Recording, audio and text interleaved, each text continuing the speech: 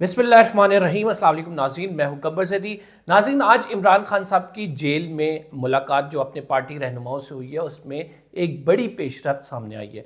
वो बड़ी पेशरफ्त इजाज़त के हवाले से है, जिस इजाज़त का पीटीआई के रहनुमा चाह रहे थे कि वो इजाज़त मिले और आगे मामलात को बढ़ाया जाए। यानी मुज़ाकरात में सबसे बड़ी रुकावट ये थी कि मुस्लिम लीग नून ये कह रही थी कि हाँ, आप हमें रिटर्न लिख के दें कि जो आपके मुतालबात हैं, और पीटीआई ये कह रही थी कि आप इस रिटर्न चीज़ को हमारी आगे चल के यूज़ करेंगे, आपको ये रिटर्न क्यों चाहिए, हमने तो आपको ज़बानी तौर पर बता दिया। दो मुतालबे हैं, एक 9 मई के हवाले से, एक 26 जो नवंबर है इस हवाले से जुडिशल कमीशन बना दिया जाए। तो ये बड़े वाज़े हैं, आप इसके हवाले से कार्रवाई करें। लेकिन मुज़ाकरात जो है तातुल का शिकार हो गए और उसकी वजह ये बनी कि लिख के नहीं दिया जा रहा जी। पीटीआई ने दरख्वास्त की कि आप हमें जो है वो इमरान खान साहब से मिलने की इजाज़त दे दें, लेकिन वो बाइख्तियार हुकूमत जो कहती है कि मुज़ाकरात हमसे करें, आप डायरेक्टली इस्टेब्लिशमेंट के पास क्यों जा रहे हैं, हम ही आपको रिलीफ फराम करेंगे या हमसे ही बात की जाए, हम ही लेजिटिमेट जो है वो सरबराह हैं, रूलर हैं इस मुल्क के। लेकिन उनका इख्तियार ये है कि 5 दिन गुजरने के बावजूद वो सिर्फ एक मुलाकात अरेंज नहीं करा सकें। अडयाला जेल के सुप्रिटेंडेंट उनकी पहुंच में नहीं है, यानी आपका अडयाला जेल का सुप्रिटेंडेंट आपके वजीर आज़म के अलावा कहीं और से हदायत लेकर उस पर अमल पैरा है। तो ये बड़े ताज्जुब की बात है। बहरहाल इमरान खान साहब ने आज अपनी जो ये गुफ्तगू की है, जो मुलाकात हुई है, उसकी जो खबरें हमारे पास आई हैं, इसमें इमरान खान साहब ने इजाज़त दे दी है कि आप तहरीरी तौर पर इनको लिख के दे दें। पहले ये बात हो रही थी, ये लिखने का इस वजह से कहा गया था कि ये लोग समझते थे कि शायद इमरान खान साहब अपनी रिहाई का मुतालबा करें और इमरान खान साहब ये कहेंगे कि जो वर्कर्स को रिहा किया जाए, साथ मुझे भी रिहा किया जाए।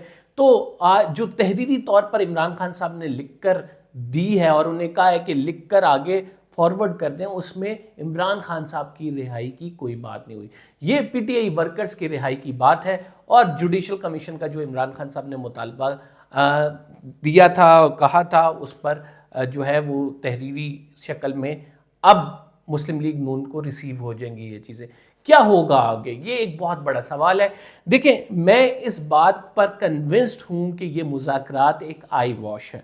उसकी वजूहात क्या है? उसकी वजूहात ये हैं कि वो हुकूमत जो कि ख़ुद कोई हैसियत नहीं रखती, वो क्या आपको रिलीफ फराम कर सकती है। हाँ, इस मुज़ाकरात में मोहसिन नकवी बैठे होते तो ये बामानी मुज़ाकरात होते, इस मुज़ाकरात में इस्टेब्लिशमेंट से कोई नुमाइंदा बैठा होता तो ये बामानी होते।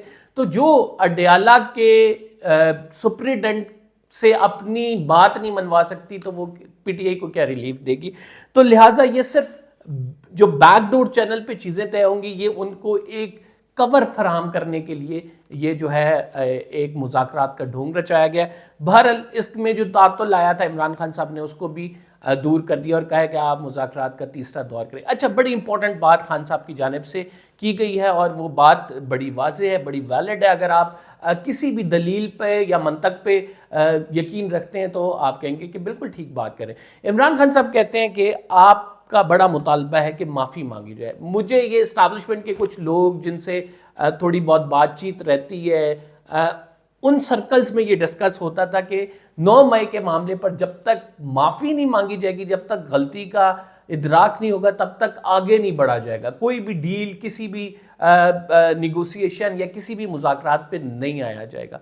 तो खान साहब ये कहते हैं कि आप ऐसा करें कि 26 नवंबर और जो 9 मई है, इसकी सीसीटीवी फुटेजेस आपके पास होंगी। वो सीसीटीवी फुटेजेस आप जो है पब्लिक कर दें और उन पब्लिक सीसीटीवी फुटेजेस पे लोग और आप मुझे आइडेंटिफाई करके दें कि किसने ज़्यादती की है। पीटीआई के रहनुमा अगर 9 मई में शरीक थे तो मैं बिल्कुल माफ़ी मांगने के लिए तैयार हूँ। तो सर, आप आगाज़ करें इसका, सीसीटीवी फुटेज रखें, जुडिशल कमीशन बनाएं, दूध का दूध पानी का पानी हो। इमरान खान साहब कह रहे हैं कि वो माफ़ी मांगने के लिए तैयार हैं, लेकिन आप ऐसा नहीं करेंगे। उसकी वजूहात है, उसकी वजूहात ये हैं कि इमरान खान साहब जिस दिन जेल से बाहर आए, उस दिन इस हकूमत के लिए ठहरना मुश्किल हो जाएगा। सपोर्ट इमरान खान साहब की इस टाइम इतनी हद तक बढ़ चुकी हुई है कि अगर कल इलेक्शन होते हैं तो क्लीन स्वीप पीटीआई पूरे मुल्क से करेगी اور یہ انپریسیڈنٹڈ ایک موو ہوگی جس میں آپ دیکھیں گے کہ اتنی بڑی تعداد میں لوگ نکل کے آئے. لوگوں نے 8 فروری کو بھی اپنا حق استعمال کیا. آپ لوگوں پر جو غصہ تھا, یعنی آپ کو پتہ ہے طاقتور حلقوں, ان سٹیٹس کو کی سیاسی جماعتوں, ان پر جو غصہ تھا وہ نکالنے کی کوشش کی, لیکن اس کے بعد آپ نے فارم 47 کی ایک الیجیٹیمیٹ حکومت قائم کر لی. تو لہٰذا وہ لوگ جو کہ چاہتے تھے کہ وہ اپنے حق کے ذریعے تبدیلی لائیں, ان کے حق کو روک دیا گیا. اب ان کے کوئی بھی ایسا موقع ملا تو وہ اس کو جانے نہیں دیں گے ہاتھ سے. تو یہ حکومت کو اس بات کا ادراک ہے, اسٹیبلشمنٹ کو بھی اس بات کا ادراک ہے. اس وجہ سے معلوم ہے کہ جس دن he will out of jail تو اس کے بعد پھر ہم یہ دیکھیں گے کہ چیزیں چینج ہونا شروع ہو جائیں گی. اور مینڈیٹ کی واپسی وہ نقطہ ہے جہاں پہ بات پھنسی ہوئی ہے. میں بار بار یہ کہتا ہوں کہ عمران خان صاحب کو آفر ضرور کرائی گئی ہے کہ آپ آ جائیں باہر یا بنی گالہ سے, لیکن یہ آفر منسلک ہے اس شک کے ساتھ کہ آپ خاموش رہیں گے, یا آپ اگر ادھر رہیں گے تو آپ سیاست نہیں کریں گے, یا آپ کو باہر جانا پڑے گا, because they want to run the system. اور خان صاحب باہر آئے تو یہ سسٹم نہیں چل سکتا. اچھا, دوسری چیز, ایک اور امپورٹنٹ چیز جو آج ہوئی ہے وہ بیسکلی جو 9 مئی حملہ کیس ہے, جی ایچ کیو کے گیٹ پر جو حملہ ہوا تھا, اس کی سماعت آپ کو پتہ ہے اڈیالہ جیل میں ہو رہی ہے. اس میں تقریباً 118 ملزمان جو ہے ناظرین وہ ان پر فرد جرم عائد ہو چکی ہے. اس معاملے کو اب پروسیکیوشن تیزی کے ساتھ آگے بڑھانا چاہتی ہے.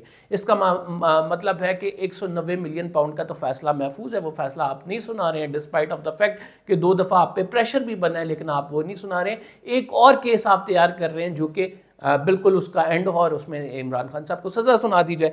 9 مئی حملہ کیس میں ناظرین جو ملزمان ہیں ان کے بیانات قلم بند جب ہو چکے, تو آج استغاثہ کی جانب سے یعنی پروسیکیوشن ٹیم نے کہا کہ قانون کہتا ہے کہ فرد جرم عائد ہونے کے بعد ٹرائل 7 دن میں مکمل ہونا چاہیے. عدالت نے 13 جنوری کے بعد 9 مئی جی ایچ کیو حملہ کیس کی سماعت روزانہ کی بنیاد پر سماعت کرنے کا حکم دے دیا کہ اسے روزانہ کی بنیاد پر سنا جائے. That means another case is coming to convict Imran Khan, and اس میں دیگر جو شامل ہیں جس میں عمر ایوب صاحب ہیں, عثمان ڈار ہیں, زرتاج گل ہیں, یہ تمام لوگ جو ہیں وہ اس میں شامل ہیں جو قیادت ہے پی ٹی آئی کی. اور اس میں عثمان ڈار صاحب نے عدالت سے باہر جانے کی اجازت مانگی, ان کو اجازت مل گئی. کیوں ملی اس کی بھی خیر وجوہات ہیں. بہرحال اس کیس کو بھی ایک پوٹینشیل کیس بنایا جا رہا ہے عمران خان صاحب کے خلاف, اور اس کیس میں بھی پھر آگے چل کے فیصلہ محفوظ کچھ دنوں بعد آپ کو ہوتا دکھائی دے گا. رانا ثناء اللہ صاحب, آپ سے کچھ دیر قبل جب یہ گفتگو میں آپ سے کر رہا ہوں تو میں ایک پریس کانفرنس سن رہا تھا, وہ رانا ثناء اللہ صاحب کی تھی. کل غالباً علیمہ خان صاحبہ اور احسن خان ہیں, کوئی پی ٹی آئی کے سوشل میڈیا ایکٹیوسٹ ہیں, ایڈمنسٹریشن وہ دیکھتے ہیں, سوشل میڈیا کو ہینڈل کرتے ہیں, تو ان کے درمیان کی کوئی چیٹ لیک ہوئی ہے. تو اس چیٹ میں ظاہری بات ہے آپ کو پتہ ہے پی ٹی آئی کے اندر بھی گروہ بندی ہے, ایک علیمہ خان گروپ ہے, ایک بشرا بی بی گروپ ہے. وہ بشرا بی بی کے خلاف غالباً کوئی باتیں کی ہوئی ہیں علیمہ خان صاحبہ نے. تو رانا ثناء اللہ یعنی جو مسلم لیگ نون کی سینئر قیادت ہے, جو کہ آپ یہ کہہ سکتے ہیں آپ کے ایکس جو ہے وزیر داخلہ ہیں, وہ کیا بات کر رہے ہیں, وہ صرف یہ بیانیاں بنانے کی کوشش کر رہے ہیں کہ علیمہ خان صاحبہ جو ہے پی ٹی آئی پہ اجارہ داری چاہ رہی ہیں. یعنی بات اگر آپ یہاں تک آ گئی ہے کہ آپ کا اتنا بڑا پائے کا لیڈر جو سابق وزیر داخلہ ہو, وہ یہ بات کرے گا کہ علیمہ خان صاحبہ جو ہے وہ پی ٹی آئی پہ اجارہ داری چاہ رہی ہیں, وہ جو ہدایات دے رہی ہیں اس سے واضح دھڑے بندی پی ٹی آئی میں نظر آتی ہے. تو اس کا مطلب ہے 200 کیسز بنانے کے باوجود بھی آپ کے پاس کوئی بتانے کو بیانیہ نہیں ہے, اور آپ کے سینئر وزراء یہ پریس کانفرنس کر کے ڈھول پیٹ رہے ہیں کہ پی ٹی آئی کے اندر واہ جی واہ پی ٹی آئی کے اندر لڑائی ہو گئی, دیکھا کتنی زبردست لڑائی ہوئی ہے. تو آپ اپنے پہ فوکس کریں. آپ 200 کیسز آپ نے خان صاحب کے خلاف بنائے ہوئے ہیں, ان سے متعلق پریس کانفرنس کریں. آپ کہہ رہے ہیں پی ٹی آئی میں لڑائی. اچھا بھائی, اگر پی ٹی آئی میں لڑائی ہوگی تو آپ کا کیا ہے, آپ چاچے لگے ہیں, آپ مامے لگے ہیں, آپ کا کیا سٹیک ہے اس میں؟ پی ٹی آئی میں سیاسی پارٹیوں میں تو لڑائیاں ہوتی ہیں. تو میرا خیال سے یہ جو چیزیں کی جا رہی ہیں حکومت کی جانب سے, یہ اس فرسٹریشن کا نتیجہ ہے کہ حکومت کے پاس کوئی بیانیہ نہیں ہے اس ٹائم. حکومت کیا بیانیہ دے گی؟ حکومت کے پاس کیا ٹھوس چیز ہوگی جس پہ عوام کو کنونس کرے گی کہ جو چیزیں ہم کر رہے ہیں وہ زیادہ بہتر ہے؟ آپ نے اکنامکس پہ آپ نے معیشت پہ بہتری دکھانے کی کوشش کی, نمبرز میں مینیپولیشن کی, لیکن کیا ایک عام آدمی کے حالات زندگی چینج ہوئے؟ نہیں ہوئے. یا آپ بازاروں میں نکل کے لوگوں سے پوچھ لیں. میں اگر غلط ویلاگ کر رہا ہوں, آپ اپنے جو بھی یہ ویلاگ سن رہا ہے, آپ اپنے پڑوسی سے پوچھ لیں, باہر نکل کے سڑک پہ کسی چلتے ہوئے شخص سے پوچھ لیں یہ کیا آپ کی زندگی میں بہتری آئی ہے, مسلم لیگ نون بہتر پرفارم کری, آپ کو آنسر مل جائے گا. تو یہ جو چیزیں ہیں, جو گیمکس ہیں, جو مینیپولیشن ہے, وہ مسلم لیگ نون اس سے کنونس نہیں کر پائے گی عوام کو کہ وہ بہتری لا رہی ہے. یہ کنونس ایک چیز پہ کر پائیں گے, اگر آپ اپنے مخالفین کو وہ پولیٹیکل سپیس دیں, اپوزیشن ہو, آپ ان کے مینڈیٹ سمجھ کے ان کو واپس کر دیں اور اس کے بعد پھر اپنی سیاست کریں, تو اس کے بعد مسلم لیگ نون کی کوئی جگہ بن سکتی ہے. ادروائز جو اس ٹائم عوام کا موڈ ہے, جو اس ٹائم ویو چل رہی ہے, بہت مشکل ہے مسلم لیگ نون کے لیے اپنی جگہ بنانا. میں آپ کو آج کہہ رہا ہوں, فری اینڈ فیئر الیکشن ہو, مسلم لیگ نون آپ کو کہیں پہ بھی نظر نہیں آئے گی, ایون پنجاب میں جس میں وہ کام کر بظاہر ایسا لگ رہا ہے کہ وہ کام کر رہی ہے. تو یہ رانا ثناء اللہ صاحب اور حکومتی وزراء اس مشن پہ لگے ہوئے ہیں. عمران خان صاحب کے لیے خوشخبری بھی ہے, اور وہ خوشخبری یہ ہے کہ بالآخر جو ہے انہیں جو ہے وہ اجازت مل گئی ہے. ان کے بیٹوں سے جو بات چیت کی, ان کے بیٹوں سے جو ٹیلی فونک رابطہ ہے اس کی, اس سے قبل ان کے ذاتی معالج نہیں ایکسیس کر سکتے تھے کیونکہ اجازت نہیں تھی. اور عمران خان صاحب نے اس حوالے سے علیمہ خان کو کہا تھا کہ دعا کرو کہ کسی کو کوئی کمینہ دشمن نہ ملے. یہ علیمہ خان صاحبہ کے الفاظ ہیں, میں خود ان کو صرف دہرا رہا ہوں. تو ان کے کہنے کا مطلب یہ تھا کہ میں اپنی فیملی سے بات کرنا چاہتا ہوں اور مجھے فیملی سے بات کرنے کی اجازت نہیں دی جاتی, میرے بچوں سے بات کرنے کی اجازت نہیں دی جاتی, میرا ذاتی معالج میرے پاس نہیں آ سکتا, تو میں اس ٹائم اتنی مشکل میں ہوں. مریم نواز صاحبہ آج ایک بات کر رہی تھی اور وہ کمپیئر کر رہی تھی اپنے حالات و واقعات کو جب وہ جیل میں گئی. آج انہوں نے تقریر کرتے ہوئے کہا کہ مجھے کالی کوٹری میں ڈالا گیا, کال کوٹری میں ڈالا گیا, اور اس کے بعد مجھے وہ ڈیتھ سیل جو تھا اس میں مجھے رکھا گیا, سولیٹری کنفائنمنٹ میں رکھا گیا, اور دیکھیں ہم پہ کیا کیا ظلم ہوتے رہے ہیں. لیکن اس ظلم کے بعد فرض کر لیتے ہیں مریم صاحبہ آپ پہ بہت ظلم ہوئے ہیں, اور اس ظلم کے بعد آپ لوگوں نے کیا سیکھا ہے؟ آپ لوگوں نے اپنے سیاسی مخالفین پہ وہی ظلم کرنے شروع کر دیے. آپ لوگوں کے دور میں, اب تو آپ وزیر اعلیٰ ہیں, آپ کے دور میں اڈیالہ جیل جو کہ آپ کی حدود میں آتا ہے, کیا ہو رہا ہے؟ کیا عمران خان صاحب کو سولیٹری کنفائنمنٹ میں نہیں رکھا گیا؟ کیا ان کے کمرے کی لائٹ بند کر کے جس طرح سے جانوروں کو کھانا ڈالتے ہیں اس طرح سے نہیں ڈالا گیا؟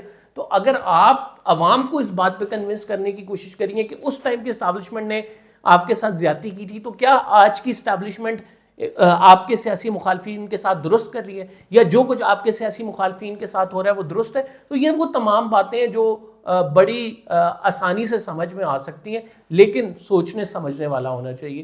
تو آپ کو اگر عوام میں نیریٹو بنانا ہے, آپ کو اگر عوام میں اپنی سپیس بنانی ہے, تو آپ کو وہ چیزیں کرنی ہوں گی جو کہ عوام کو ہٹ کریں, جو کہ عوام کے دلوں میں آپ کی جگہ بنائیں, جو کہ عوام کے دکھ کو سمجھتے ہوئے آپ کے اقدامات ہو. لیکن انفارچونیٹلی آپ کی تمام تقریر گھومتی ہے عمران خان کے گرد, کیونکہ اس ٹائم وہ آپ کا سیاسی مخالف ہے, اور سیاسی مخالف بھی ایسا ہے کہ وہ اکیلا آپ لوگوں کی تمام پارٹیوں پر اور اسٹیبلشمنٹ پر بھاری ہے اس ٹائم. تو یہ جو حکومت ہے کرنے جا رہی ہے, یہ جو کچھ حکومت کر رہی ہے, اس کا الٹا انہیں نقصان ہی ہو رہا ہے.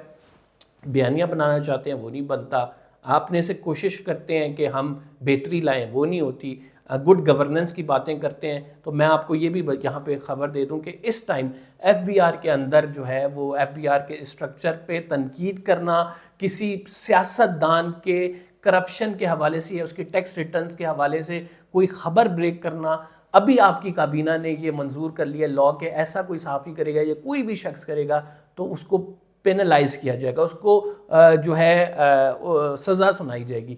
تو یہ بڑا انفارچونیٹ ہے جو کہ آپ قانون سازی کر رہے ہیں, اور یہ قانون سازی کس وجہ سے کی جا رہی ہے؟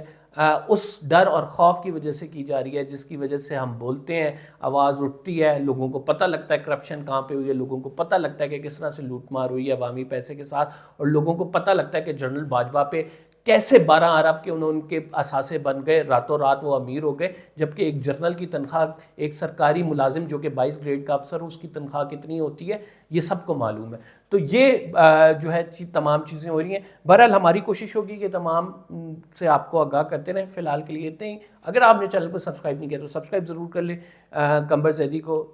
انشاءاللہ اگلے ولاگ میں آپ سے ملاقات ہوگی۔ اللہ نگہبان۔